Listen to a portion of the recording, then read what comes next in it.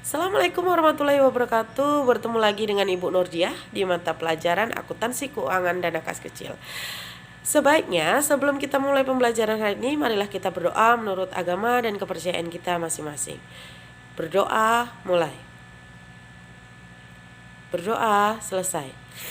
Baiklah, tujuan pembelajaran dari kas kecil ini adalah setelah mempelajari kas kecil, diharapkan kalian dapat menjelaskan tentang apa pengertian dari kas kecil, fungsi dari kas kecil, serta prosedur pengelolaan kas kecil. Dimulai dari yang pertama, yaitu pengertian dari kas kecil.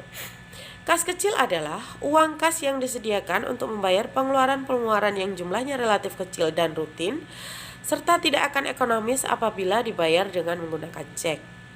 Yang kedua, itu adalah fungsi dari kas kecil. Fungsi dari kas kecil adalah menunjang efektivitas aktivitas operasional perusahaan karena tidak efektif apabila pengeluaran kecil dari perusahaan menggunakan cek.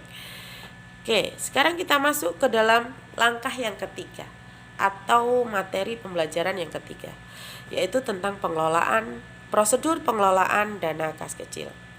Prosedur pengelolaan dana kas kecil dimulai dari pembentukan dana kas kecil.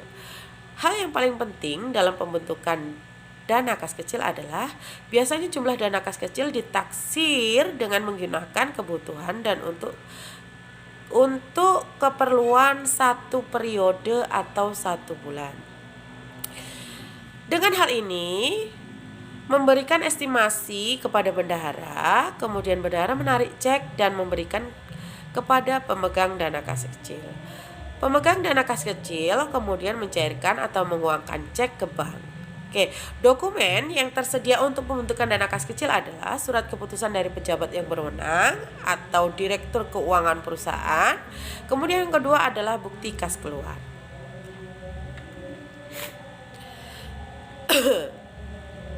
Oke, bagian-bagian yang terkait dengan pengelolaan dana kas kecil. Yang pertama adalah bagian utang. Bagian utang bertugas untuk menerima surat keputusan mengenai pembentukan dana kas kecil dari bagian keuangan. Yang kedua adalah membuat bukti kas keluar sebanyak 3 lembar atau 3 rangkap. Yang ketiga, mencatat bukti kas keluar dalam register bukti kas keluar dengan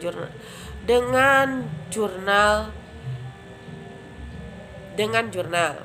Kemudian yang keempat adalah mendistribusikan bukti kas keluar kepada bagian kasir yang dilampiri dengan surat pembentukan kas kecil, kartu persediaan, dan kartu biaya untuk diarsipkan. Yang kelima, menerima bukti kas keluar dilampiri dengan surat keputusan pembentukan kas kecil yang sudah dicap lunas dari bagian kasir. Kemudian yang keenam, mencatat nomor cek dan tanggal pembayaran yang tercantum dalam bukti kas keluar dalam register bukti kas keluar.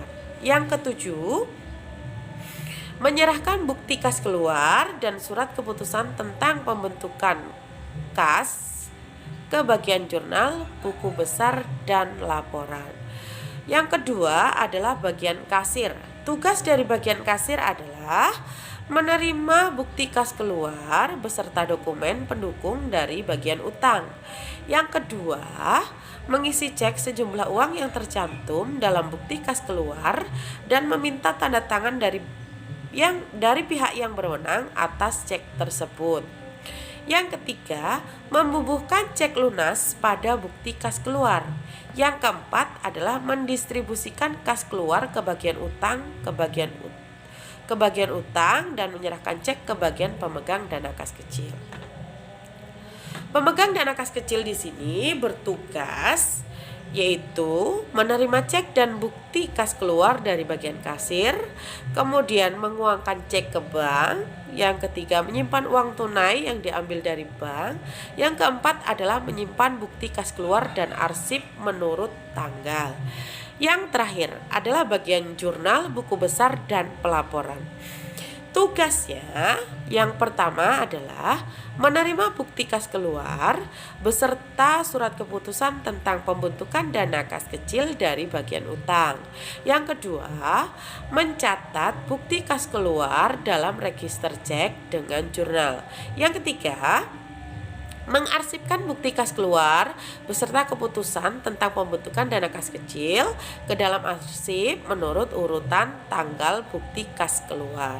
Nah, dari kesemuanya ini adalah pengertian fungsi dan prosedur pengelolaan dari dana kas kecil, dimulai dengan pembentukan dana kas kecil.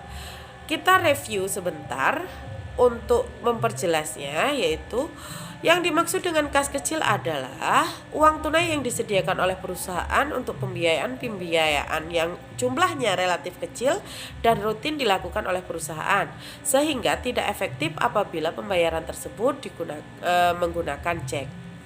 Yang kedua, fungsi dari kas kecil adalah menunjang efektivitas aktivitas perusahaan sehingga aktivitas perusahaan dapat berjalan sesuai dengan keinginan atau berjalan lancar. Yang ketiga tadi adalah prosedur pengelolaan dana kas kecil, dimulai dari pembentukan dana kas kecil. Kemudian dokumen yang digunakan dalam pembentukan dana kas kecil itu ada dua, yaitu surat keputusan dari pejabat yang berwenang, yaitu di sini adalah bagian keuangan atau direktur keuangan, sedangkan yang kedua adalah bukti kas keluar. Nah, bagian-bagian yang terkait dengan kas kecil atau pembentukan dana kas kecil ini dimulai dari yang pertama adalah bagian utang, kemudian kedua adalah bagian kasir, yang ketiga adalah bagian pemegang dana kas kecil, dan yang keempat adalah bagian jurnal, buku besar, dan pelaporan. Nah, dari sini untuk anak-anak ya, silahkan tanyakan. Apabila ada yang belum jelas, silahkan tanyakan di WA group, chat melalui WA group, atau melalui Zoom yang akan datang pada pertemuan kita yang akan datang. Dan silahkan bentuk kelompok kalian untuk mendiskusikannya, dan minggu depan kita akan bahas untuk selanjutnya. Nah, untuk hal-hal lain, untuk apa yang kita bahas minggu depan adalah tentang pencatatan dan perhitungan dari kas kecil.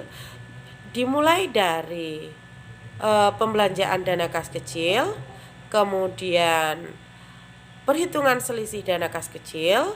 Yang ketiga adalah pencatatan melalui pencatatan ke jurnal, buku besar, dan pelaporan.